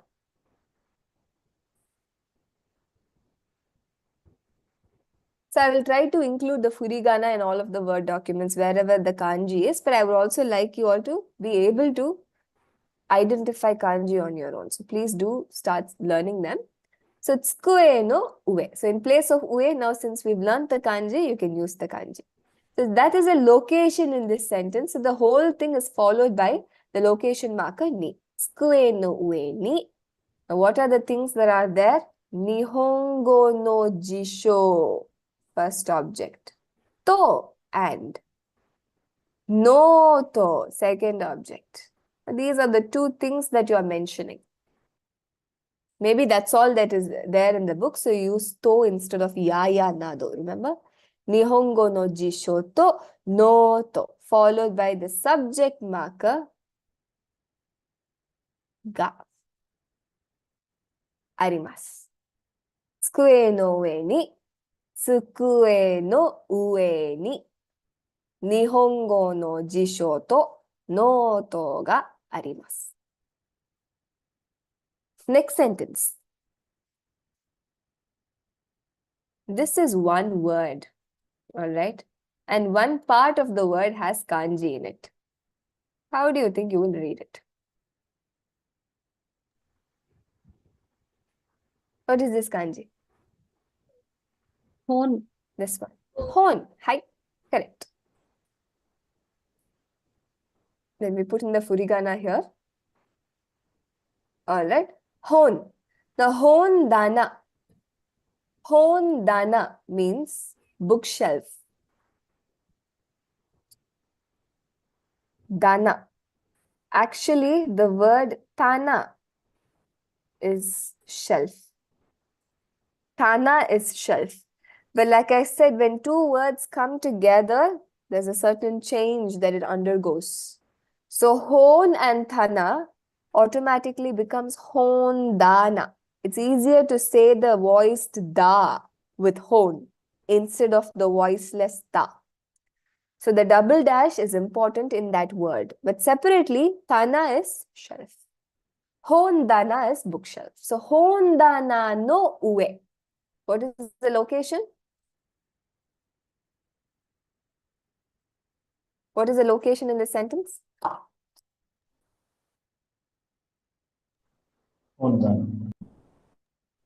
On Ue. top of the bookshelf. Hondana no ue. Above the bookshelf. Top of the bookshelf. Hondana no ue. The whole thing is a location. Hondana no ue ni. Location marker ni. What is the subject? What is this? Can you all read this in hiragana? Raj Yoga. Rajio. Very good. Rajio. Rajio is radio. Right?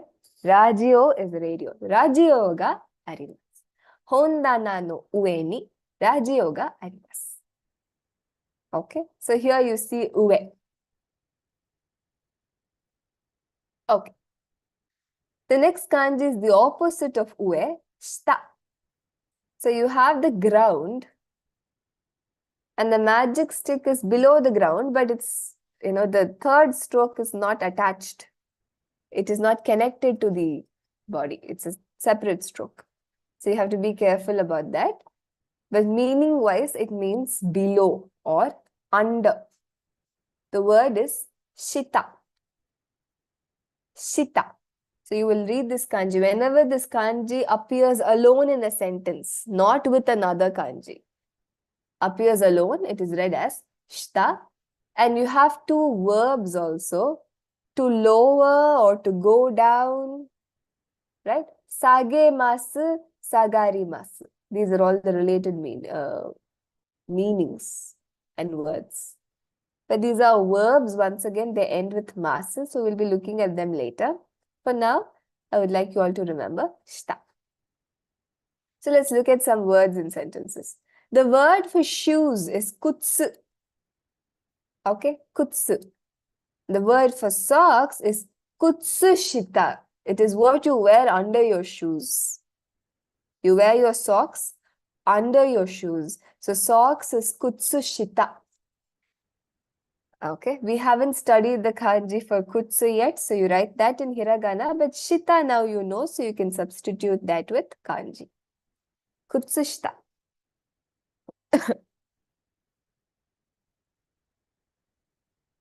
All right, kutsu and kutsushita. Now let's look at one sentence. Can you all read this, please? I've included the furigana already. Isuno Isuno. Right. Shitani. Shitani Yes. Nugo. Nukoga Nekoga Neko. Nekoga Neko. Koga Neko. Imasu. Hai. Neko ga imasu. What is neko? Cat. Cat. Thank God. Cat. Okay, that image is of a cat. Let me just write it. I don't know why I drew instead of writing. Isu no shita ni neko ga imasu. So, isu is chair. Shita is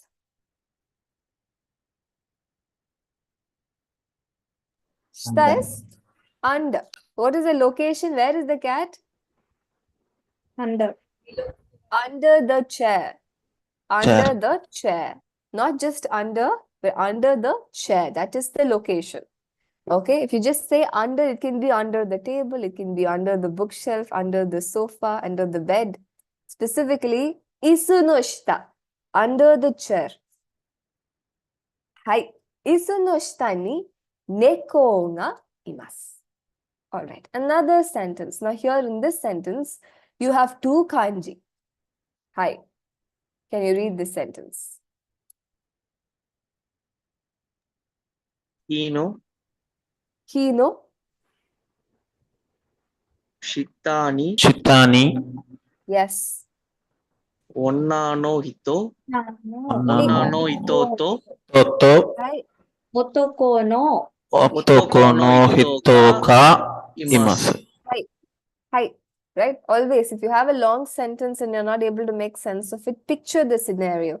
Picture a tree, right? And there's a man and there is a woman, standing under it. So now if you were to look at this scenario and try to speak in Japanese, how will you do it? Make an effort. Talk about the location first, okay? And then talk about the subjects. And then talk about their existence. Can you all try this sentence on your own without looking at what's on the screen? Go with the location first, and then the subject, and then the verb of existence. Hi. Dozo. Try it. What is the location? Under What the is tree. tree? under the Hi. tree. Now try to translate under the tree. Under of the tree, if you can't know which is first. Under of what?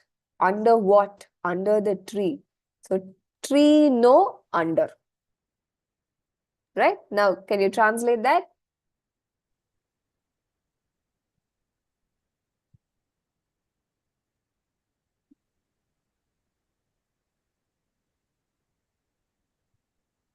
How will you translate that? Ki no. Kino Ni no shita ni Shitani, Hi. Yes. Shitani, Ki no shita ni. Hi. Man Onna and woman. Hi. Onna no. Onna no hito to, Toto, So. Otoko no hito ga Otoko no hito Hi. Ga. imasu. Imasu. masu. Okay. Hi. So onna no hito. Sorry. Woman first. So noun and man. Now, these are the two subjects. So after that, you will use the subject marker ga. Onna no hito to otoko no hito ga imasu. Ki no shita ni onna no hito to otoko no hito ga imasu. All right. So that is that kanji. Next kanji. Okay. This is actually an image of a paddy field. Usually when I ask everybody, what does this kanji make you think of? Everybody says window.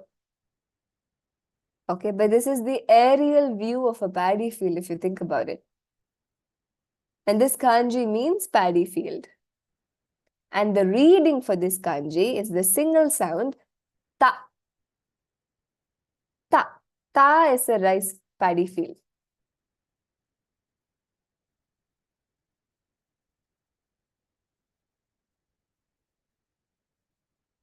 Okay, you have these separations in the form of blocks, right?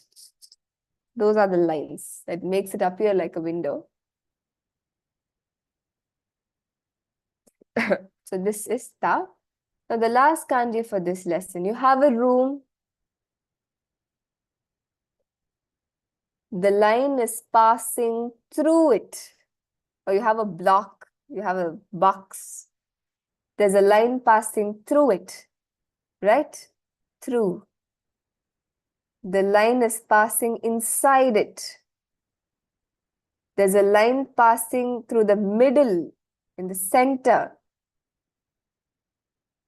These are all the meanings.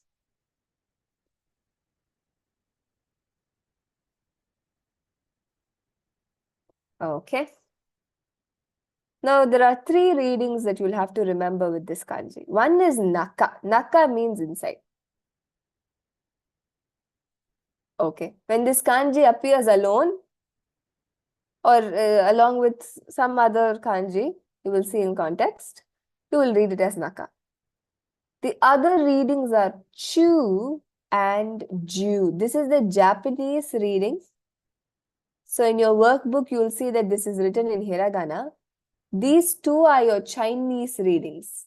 In your workbook, you will see this appear in katakana, just to let you know that it's Chinese. But here in my screen, you'll find I've written it in hiragana only, because these are all Japanese sounds at the end of the day. So naka, chu, and ju. Chu and ju. So let's look at some words in context. How are they used? Now, Tanaka, name of a person, it's a surname. Tanaka sensei is Tanaka, right? Ta-naka, that is the split. Ta is this kanji, which means paddy field, and naka means center of, middle of, inside the paddy field, in the middle of the paddy field. That is the meaning of the name Tanaka. Once again, it's got to do with nature. Okay, so here you will read this combination of kanji as ta-naka, inside the paddy field. Tanaka. Now, China. Do you all remember the word for China, the country China? Chugoku. Yes, Chugoku, right? I told you China is middle country, according to the Japanese. So, middle. Chugoku. Chu is middle. Goku is country, as you can see here. So, this kanji chu is this one. You will read it as Chugoku in this context. It can't be Nakagoku. It can't be Jugoku. The word is fixed, right? So in this combination, it is Chugoku. Of course, there is a kanji for country also, but we will be doing that in the later lessons, much later. Okay, so Chugoku. Here it is Chu. In this, the first context, it is Naka. Ta-naka. It can't be ta-chu. Okay, it's ta-naka. Here, in the context of China, the country, it's Chugoku. But there's another expression, throughout the day. Through the whole day. Imagine there's a day, 24 hours, and there's something passing through the day. Okay, throughout the day. So, what is number 1 in Japanese? Ichi. Ichi. Ichi.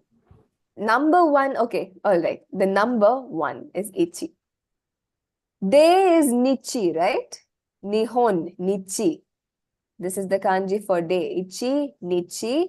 And this is read as ju. In this context, the reading for this kanji in this word, in this combination is ju, the third reading. The meaning is through the day, throughout the day. Ichi, nichi, ju. Through the day, I listen to music. Through the day, I read a book. Through the day, I study. Okay. Through the day, I watched movies. So, ichi, nichi, ju. So, I've given you 3 different examples where all the 3 readings are used. So, these are all the kanji for this lesson.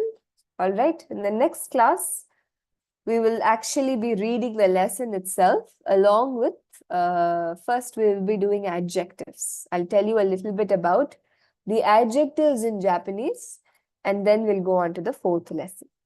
Okay, I would like you all to revise your numbers and come when you come next class. Next class is on Monday. You have the weekend. Remember numbers 1 to 10. But if you look at your textbook on page number 2, you have until 20. So try to read until 20. And then we will also see it in class. Go through the grammar and the kanji. All right. Finish your 3rd lesson exercises and send it to me. Let me know. You can also mark as done and send I will check your typing exercises once you submitted them. All right. So with that, we'll wind up for today. I think I was telling Soundarya-san that I would like you to stay back for a few minutes. Is that possible, Soundarya-san? Are you free for maybe 5 minutes? Yeah. Yes, Sensei. Okay, because I wanted to share the assignment just to explain a few things. Anybody's got typing questions, how to You think your sentences are not falling together, you can stay back because I'll be explaining now. Everybody else can leave and I will see you all on Wednesday. Just for 5-10 minutes, that's all. Hai, arigatou gozaimashita. Arigatou Arigatou gozaimasu. gozaimasu. Hi, arigatou gozaimasu. I'll just share the screen, Soundarya-san, just one second.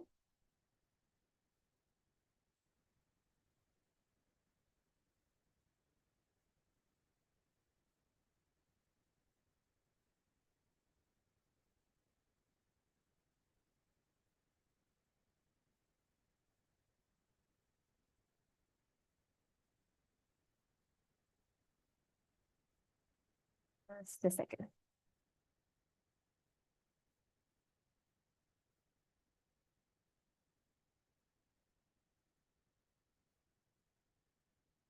Hi.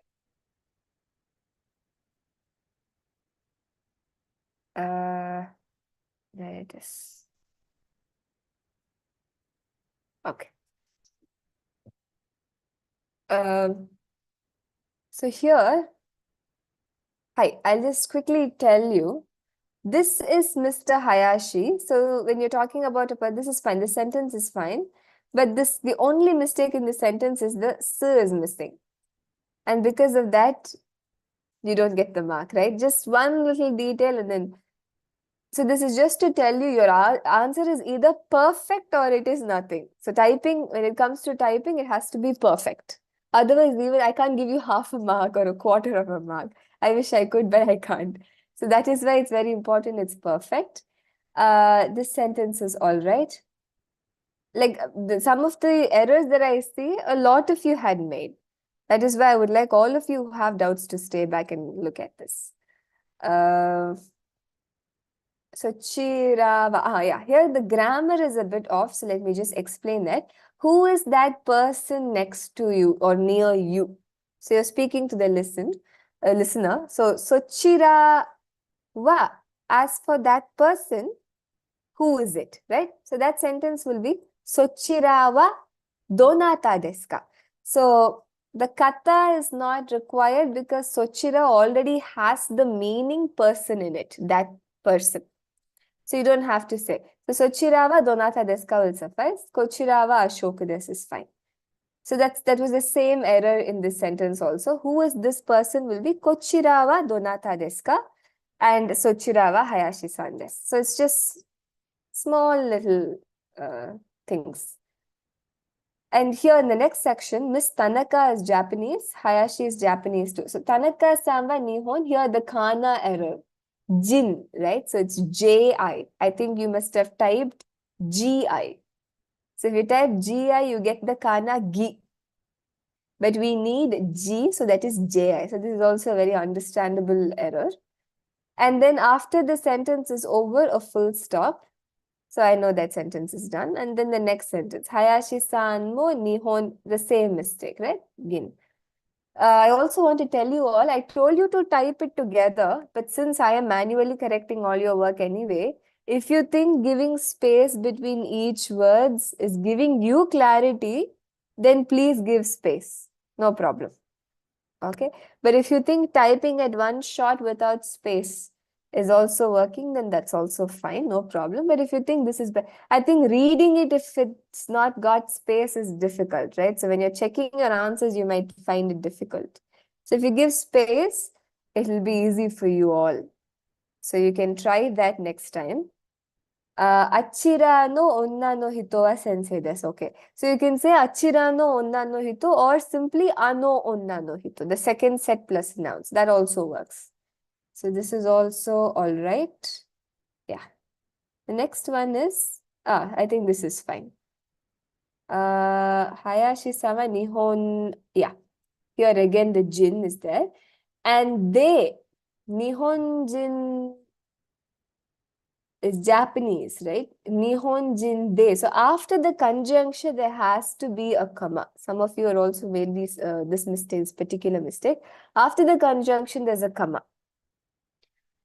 Student studying abroad is the other way around. Ryugakusei desu. So gakusei no is not required.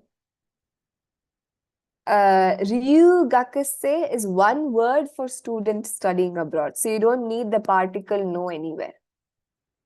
And Raja Santo, oh yeah, students studying Japanese, this part, maybe you had checked the internet, this part, Benkyo suru gakuse. That is right, but this is a little bit of complex grammar, which the thing is that I don't want you to look beyond the textbook because it's not necessary. Students studying Japanese essentially means Japanese language students, that's all. That is Nihongo no gakuse. That's all I want you to type. So nothing is out of syllabus, so don't worry. You don't have to check the internet at all. It's all there, right? So Nihongo no, so the Benkyo suru part no is not required. We haven't done it yet, so it's not required. So it's simply Raja-san to Ashok-san wa Nihongo no gakuse desu. That's all. What else? Achira, yeah, again, Achira wa kata no will be wrong. It's Achira no kata wa. Achira no kata, there the modifying is happening. So noun. Achira no kata, that is the topic of the sentence. That person is the topic. So there, after that, you have wa. That person over there is Tanaka, and this is Mr. Hayashi. Again, the kata is not necessary because Achira already has the meaning person in it. So Achira wa Tanaka-san de, Kochira wa Hayashi-san de. So here the to cannot come between two sentences. It can come within one sentence between two nouns, but when you're combining sentences, use the conjunction de. That is something I wanted to tell you. Hi. I think apart from that, everything is fine. Yes. Is that all right, Soundarya-san? Anybody else has any questions? I'll re-enable this for you. So maybe you can try it once again. It's good Okay. practice. Mm, Hi. So I've been re-enabling for a lot of people like this. Okay. If anybody has any questions, you can ask me now. Sensei, Otherwise, hi. Sensei, I have a doubt. What is matomi in English? Matome. Hi. Matome is summary. Matome. The word is matome. It comes after your lesson, right? Once the dialogues are over, you have matome. It means summary. Hi. Arigatou gozaimasu. Thank you. Thank you for staying back. I'll see you all on Monday. Arigatou Have a gozaimasu. great weekend. Hi. Arigatou gozaimashita.